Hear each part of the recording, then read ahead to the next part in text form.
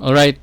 So I keep on hearing this kind of argument from the DDS, no? Na umabot na sila sa ganitong klaseng argument na accepted na nila uh, na illegal yung ginawa ni Digong during sa war on drugs, and mas pipiliin pa nila yon kaysa doon sa solusyon na legal na walang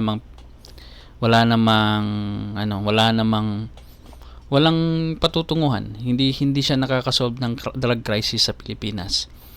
So it's very tempting, no? Very tempting. Ikaw na nakakarinig ng ganitong klaseng argument ba? It is very, very tempting to side with the person that says that, kasi yun na nga. Ano bang pipiliin mo? Legal na hindi nakakasolve or illegal na nakakasolve? Illegal meaning yung pumatay, yung tokhang, illegal yun, 'di ba? We've na-establish na natin na hindi legal ang plantan, ang mga drug addicts at saka drug lords at saka drug pushers ng droga at saka baril at sa bihig ng laban. Illegal 'yon. And according sa mga DDS, even if it is illegal, they would rather choose it kasi nasosolve nito ang drug crisis. Natatakot yung mga tao, natatakot yung iba na magdroga, natatakot yung iba na magtulak. Therefore, it's creating fear and it's solving the drug issue. That's the claim of the DDS. And yun. And gusto ko lang din i-express, no, na for me, issue pa din yan Issue pa din kasi ang gawing solusyon ang illegal na pamamaraan, no, ang i-break ang rules just to fix things, no.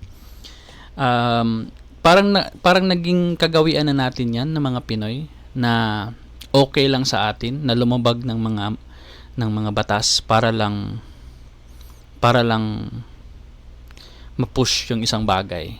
It's a form of corruption for example, sa mga government officials, 'di ba, na may ginagawa sila ng mga bagay para mapabilis yung proseso ng yung proseso, no? Maglalabag sila ng batas para mapabilis yung proseso.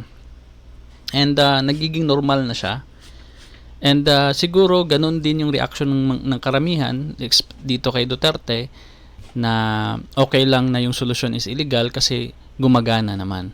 But eto po kasi yung big issue na nakikita ko. Once kasi na-justify mo ang isang illegal action, especially if yung illegal action is ginawa ng isang tao na in power, saan po ba mag-i-stop yon? Hanggang saan po ba ang limitation? Kasi inalaw na natin ang gobyerno Inalaw na natin si Digong. Inalaw na natin ang mga kapulisan na okay lang na pumatay kayo kasi nasosolve nyo naman ang problem So, hanggang saan po ba natin sila i-allow na gumawa ng mga illegal na bagay? Ganun doon lang ba or meron pa bang iba? Pwede ba silang pwede ba silang mag-extend na hey, may problema dito, eto din ang gagawin namin? Where does it stop? No? Where does it stop? If we say it's okay to bypass due process, i-ignore ang human rights, or i-silence ang mga critics, all in the name of results, magagandang results, then ino-open po natin yung sarili natin to all kinds of abuses, all kinds of abuse. So yun po yung gusto kong sabihin, na yes, nasosolba mo siguro yung problema temporarily, but 10 another problema po ang kinikreate ninyo, no? Hindi nyo lang siguro namamalayan, pero may nagbungang problema po sa ganitong klaseng solusyon. Nag-create ka po ng 10 other problemas, no? Nag-create ka ng fear, nag-create ka ng injustice, Nag-create ka ng impunity. Impunity meaning may ginawang illegal ang police and wala silang hindi sila nananagot kasi protektado sila ng presidente. Impunity po ang tawag doon. So it's a problem. Injustice is a problem. Nagki-create ka po ng injustice kasi hindi naman lahat ng pinatay talagang mga drug pusher. No, injustice po 'yun. And then injustice pa din ang tawag doon sa mga actual literal na mga drug pushers na pinatay. Kasi hindi naman sila lahat deserving patayin, no? Kapag pusher ka or addict, hindi naman po death penalty ang ipapataw sa kanila. Ikukulong po sila dapat. Meron pong due process. Aalamin kung gaano ba karami ang mga binibenta nilang shabu para po may ibigay na parusa. So injustice, impunity, and finally, yung loss of trust natin sa government natin mismo.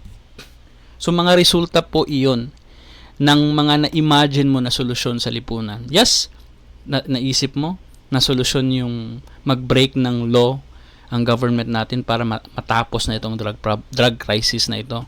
Pero nagki-create po ito ng other problems. Ganoon po. And then, there's also this question din nasolba ba talaga ang drug problem noong sa time ni Duterte? Or naging less visible lang siya? No, nasolba ba talaga or naging less visible lang? Yung reklamo kasi dati ng mga, until now, no, nakakatawa, na ang reklamo ng mga common na tao ngayon, grabe daw ang bintahan. Noong itong barangay na ito, dati walang nagbebenta. Ngayon, 12 noon may bentahan out in the open. Ganun na ba sila ka-confident? So naging less visible lang siguro. Patuloy po ang bentahan pala. Sa time ni Digong patuloy ang bentahan, hindi na siya patuloy ang bentahan, naging less visible lang pala. Kasi actually data po, a lot of data noong sa war on drugs ni Duterte suggests na ang drug trade wasn't eliminated. Mismong kapulisan at mismong si Digong ang nagsabi na hindi nila natatalo ang drugs sa war on drugs. No? Kasi patuloy pa din daw ang bentahan, marami pa daw ang nagbebenta. And then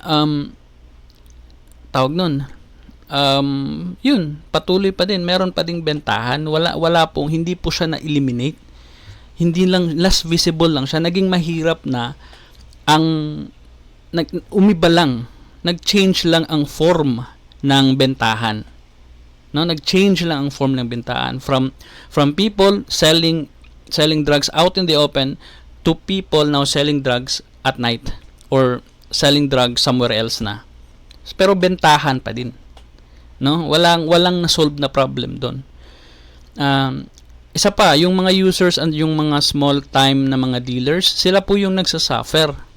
Pero yung mga bigger na mga drug lords, remain pa din naman silang untouchable 'Di ba? Yung mga nabalitaan na anong nangyari doon sa lifter na may nakitang 6 point something billion na shabu na nag-go through sa Bureau of Customs, 'di ba? So anong nangyari doon? Walang nakasuhan. May mga natanggalan ng trabaho kasi may nag-attempt ng mag-imbestiga. 'Di ba? Sabi ni Trillanes na meron daw NBI na nag-imbestiga and sa investigation niya, turns out na konektado pala ang lifter na yun kay Michael Yang. And yung NBI na concern lang kay Duterte, hey Duterte, baka hindi mo alam na drug lord yung ginawa mong economical advisor. So, yun, nag-imbestiga siya. Pero anong nangyari? 'Di ba? Pinatanggal ni Duterte sa trabaho yung NBI at saka sinabi ni Duterte na drug lord daw yung NBI na yun. 'Di ba? So that's what you are trying to promote. No? Inaalaw mo ng illegal na pass. Okay, you have this illegal pass para makagawa ka ng illegal para masolba ang problema. Pero ano ang ginagawa ng mga taong nabigyan ng ganoong klaseng pass? Gumagawa pa ng other criminal na gawain. Kagaya nito, nang sa silence, gumagawa ng mga kwento. Si Leila de Lima, di ba, ginawa ng kwento? So, yun po. Para sa akin, I prefer legal ways, even if they take longer. Now, because the goal isn't to solve a crisis, it is to do it in a way. For me, the goal is not to solve a crisis. It is to do it in a way na worthy pa din tumira tayo sa society na yon. To do it in a way na pwede pa din tayong mamuhay ng matiwasay sa isang society. No?